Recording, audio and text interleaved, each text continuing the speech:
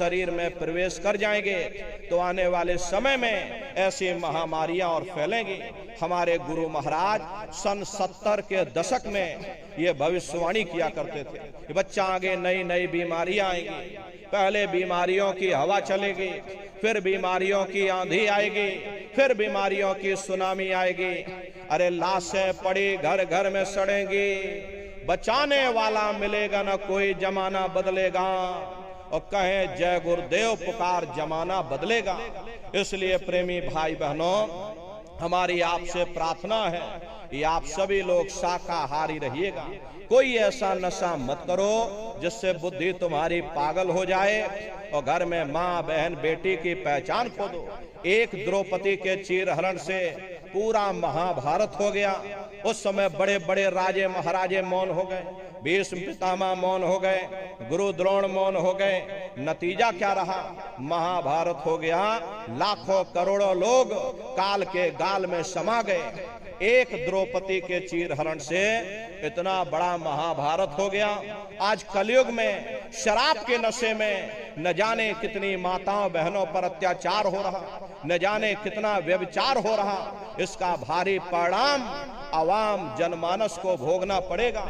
हमारे गुरु महाराज भविष्यवाणी किया करते थे, राख बनेंगे महानगर तक एटम के अंगारों से, और पत्ता पत्ता झुलस जाएगा विश्व युद्ध टंकारों से।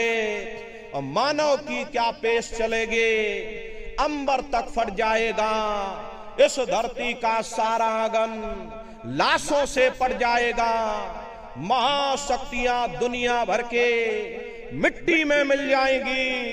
क्रूर विधर्मी मानव की तब अकल ठिकाने आएगी। ऐसा भीषण बम भोले का तांडव होने वाला है। और जागो जागो दुनिया वालों, समय बदलने वाला है। इसलिए प्रेमी भाई बहनों, हमारी आपसे प्रार्थना है कि आप सभी लोग शाकाहारी रहिएगा।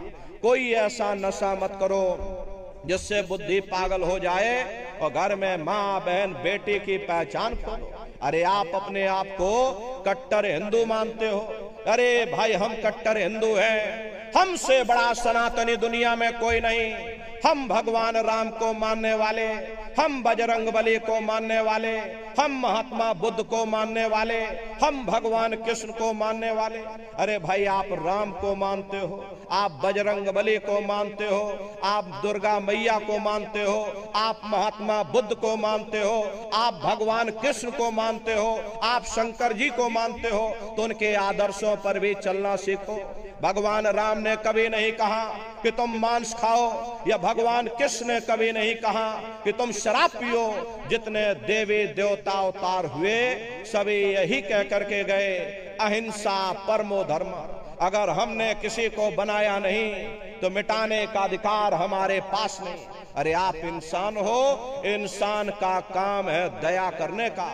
दया धर्म का मूल है। इसलिए आप जीवों पर रहम करो, रूहों पर रहम करो। सभी लोग शाकाहारी रहना और शाकाहार का प्रचार अपने अपने क्षेत्रों में बराबर आप लोग करते रहिएगा।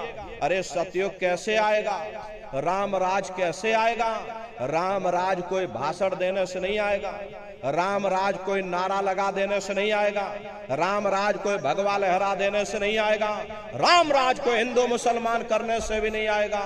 राम राज जब आएगा जब लोगों के अंदर अच्छे विचार आएंगे। वरना राम के समय में भी रावण जैसे असुर होते थे, कृष्ण के समय में भी कंस जैसे असुर होते थे, तब भी लड़ाइयां होती थी, तब भी युद्ध हुआ करते थे। राम राज का मतलब है अच्छे विचारों का आना। और अच्छे विचार जब आएंगे जब हर इंसान मानव धर्म का पालन करेगा। अरे मानव धर्म क्या कहता है? सत्य, दया, अहिंसा, प्रेम और करुणा, यही मानव धर्म का आधार है। जब मानव के अंदर मानवता आ जाएगी, मानव के अंदर दया आ जाएगी, मानव के अंदर करुणा आ जाएगी, ये मानव दूसरों की पीड़ा को अपनी पीड़ा समझने लग जाएगा। अरे जब इंसान के अंदर इंसानियत आ जाएगी तब सही मायने में देश में राम राज आ जाएगा। इसीलिए महात्माओं ने कहा है, राम राज को लाना है तो पहले मानव धर्म अपनाना है। मानव को पहले मानव धर्म अपनाना पड़ेगा, मानव को मानवीय गुण अपनाने पड़ेंगे। इसीलिए हमारे गुरु महाराज कह करके गए, बच्चा गांव गांव जा करके तुम हमारे संदेशों को जन जन के बीच में पहुंचा दो। गांव गांव के लोग शाकाहारी हो जाएं, गांव गांव के लोग सदाचारी हो जाएं, गांव गांव के लोग चरित्रवान हो जाएं, आंखों में माँ बहन बेटी की पहचान कायम हो जाए। तो जब हमारा ये गांव बदल जाएगा तो ये पूरा समाज बदल जाएगा, निश्चय ही कलयुग में सतयुग आ जाएगा। इसलिए प्रेमी भाई बहनों, धर्म के प्रचार में आप सभी लोग अपना अपना योगदान दीजिएगा। देखिए हमारे गुरु महाराज को, हमारे गुरु महाराज परम संत बाबा जय गुरुदेव जी महाराज ने एक अच्छे समाज के निर्माण के लिए, चरित्रोत्थान के लिए, लोगों को शाकाहारी और सदाचारी बनाने के लिए 116 वर्ष की आयु तक अथक मेहनत और परिश्रम किया। हमारे गुरु महाराज ने अपने गुरु की याद में मथुरा दरबार में इतना विशाल मंदिर बनवाया। गुरु महाराज हमारे कहते थे, बच्चा मंदिर का वो देवता वहां पर बैठ करके बरकत बांट रहा। अरे आप लोग आइए, वहां कोई रुपया पैसा नहीं चढ़ाया जाता, कोई चंदा चुटकी नहीं। अरे आप लोग आए, मंदिर के देवता के सामने अपनी एक बुराई को चढ़ा दीजिए। वहां पर बुराई चढ़ाई जाती है कि हम आज से मांस मछली नहीं खाएंगे, हम आज से अंडा शराब का सेवन नहीं करेंगे, हम आज से झूठ नहीं बोलेंगे, हम आज से किसी को धोखा नहीं देंगे। अरे आप अपनी एक बुराई चढ़ा दो, आपकी एक मनोकामना पूरी होगी। ऐसा वरदानी मंदिर हमारे गुरु महाराज ने अपने गुरु की याद में मथुरा दरबार में बनाया है। तो उन्हीं की याद में देखिए पावन भंडारे का कार्यक्रम 28 नवंबर से और 2 दिसंबर तक मथुरा दरबार में मनाया जाएगा।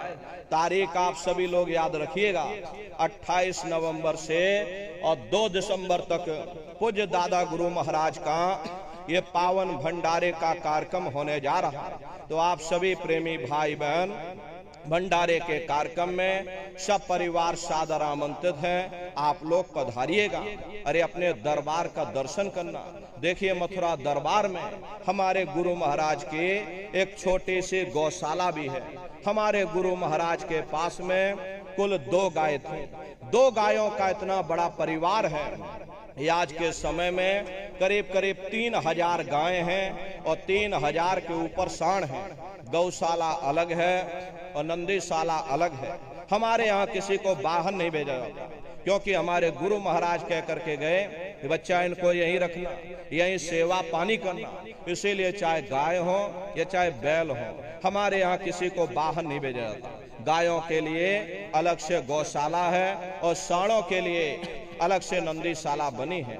उसी के बगल में अपना एक बहुत बड़ा कॉलेज है, जिसमें 2,500 से 3,000 बच्चे निःशुल्क विद्याध्ययन करते हैं। कॉपी किताब पढ़ाई लिखाई भोजन पानी बिल्कुल निःशुल्क है। उसी के बगल में अपना एक बहुत बड़ा अस्पताल है। प्रेमी भाई बहनों, गुरु महाराज की कर्म भूमि है और हमारे गुरु महाराज की जन्म भूमि, जहां पर हमारे गुरु महाराज का जन्म हुआ, जिला इटावा ग्राम खितौरा में बना हुआ। जैसा भव्य मंदिर मथुरा दरबार में है, उसी तरह से भव्य मंदिर गुरु महाराज की जन्म भूमि पर बन करके तैयार हो चुका। ये जो आप पोस्टर देख रहे हो, वो गुरु महाराज की जन्म भूमि का मंदिर है। और इधर जो ये पोस्टर लगा है, ये मथुरा दरबार का मंदिर है। तो समय निकाल करके दरबार में आप लोग पधारिएगा और अपने अपने बच्चों को भी साथ में लेकर के आइएगा। हम लोग ये सोचने लगते हैं, अरे बच्चों को क्या करेंगे ले जाकर, ये बच्चे छोटे हैं, इनको घर में रहने दो, इनको पढ़ाई लिखाई करने दो। अरे पढ़ाई लिखाई जरूरी है, हम आपकी ये बात मानते हैं कि आज के समय में शिक्षा बहुत जरूरी है।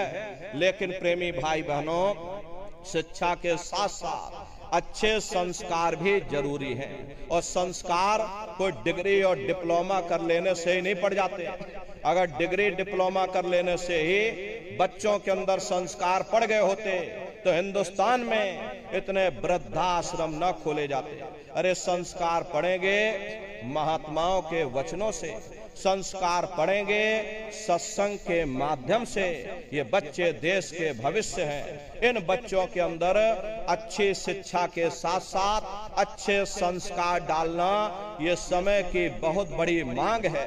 अरे आज के समय में बच्चों के अंदर संस्कारों की कमी देखी जा रही, वरना पहले के समय में अकेले माँ बाप अपने चार बच्चों को पाल लेते थे, लेकिन आज के समय में वही चार बच्चे, वही पढ़े लिखे इंजीनियर बच्चे अपने माँ बाप को रोटी नहीं खिला पा रहे। शादी हो जाती है, घर परिवार बांट करके रख दिया, जमीन जायदाद बांट करके रख दी, चूल्हा चौका बांट करके रख दिया, यहाँ तक कि बेचारे बूढ़े माँ बाप को भी बांट करके रख दिया कि 10 दिन तुम हमारे घर छोड़ दो और 10 दिन बाद ले जाओ अपने घर रोटी खिलाओ। अरे सब क्या है?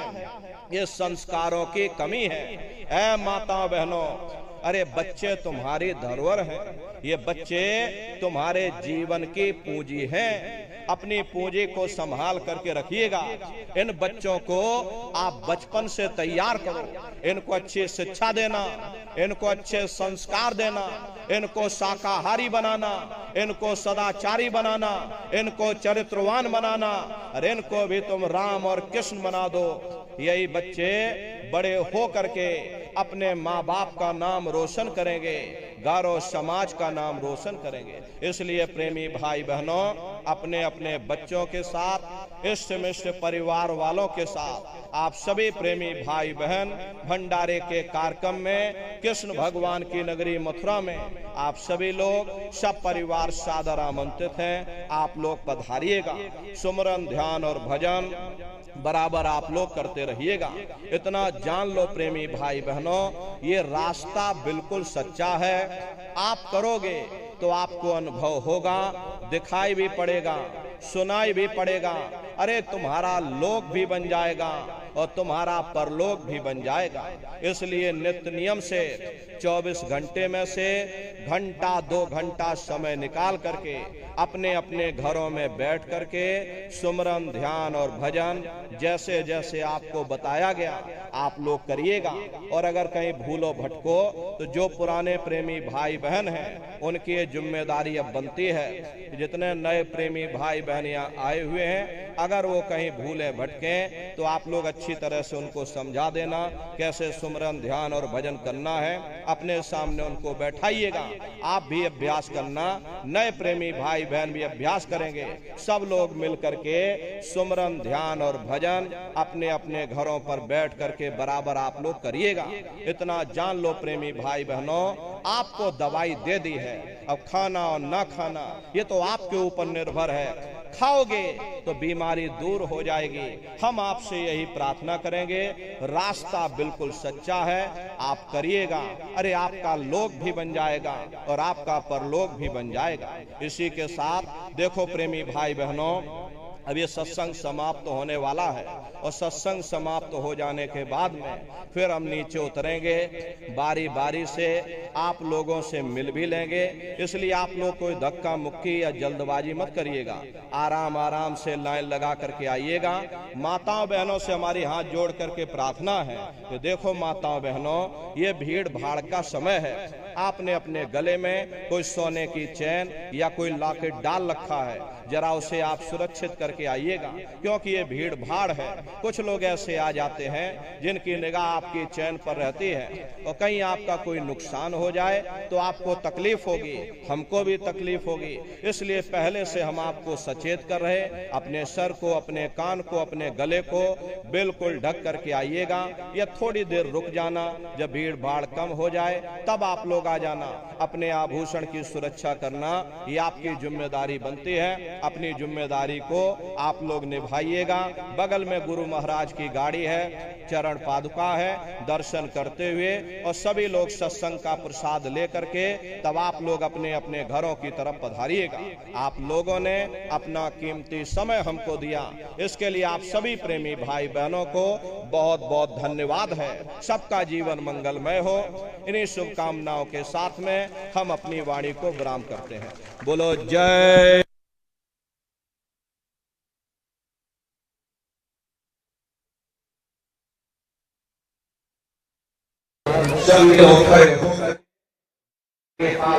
का सभी प्रेमी भाई बहन प्रेम से उच्चारण करिए। बोलो जय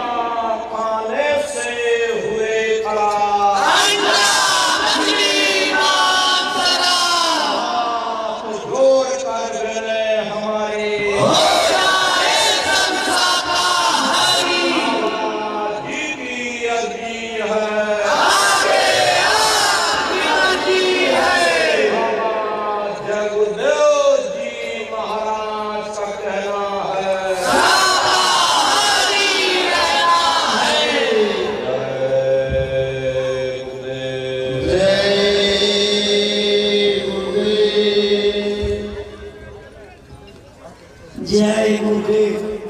प्रेमी भाई बहनों, अब पूज्य महाराज जी आप सब लोगों से मिलने के लिए मंच के नीचे आ रहे हैं। भाई लोग थोड़ा धीरज रखेंगे, पहले बहनों माताओं को मिलने का